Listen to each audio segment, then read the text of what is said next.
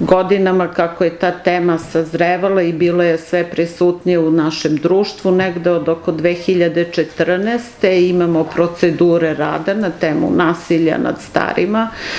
Te procedure smo dužni da poštujemo i poštujemo ih. Kada lekar ode u stan pacijenta, potrebno je izvršiti dobar pregled pacijenta, kako fizički, potpuno znači uzeti dobru anamnezu, naravno onoliko koliko je sam pacijent slobodan i želi da nam kaže, ali uprkos tome mi preduzimamo sve mere tako da i pacijenta pregledamo fizički, što znači vidimo sve vidljive kože i sluzokože, pregledamo i potpuno njegovu motoriku i vitalne funkcije i o tome ostavimo zapis.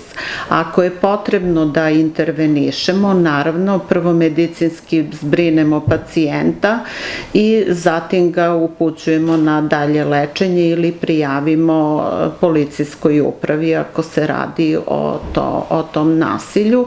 Takođe, taj ekscesni slučaj, odnosno nasilje nad starima, potpuno sagleda i naša socijalna radnica i prijavimo timu za nasilje nad ženama i nad starijima, gde je uključen i psiholog i sociolog.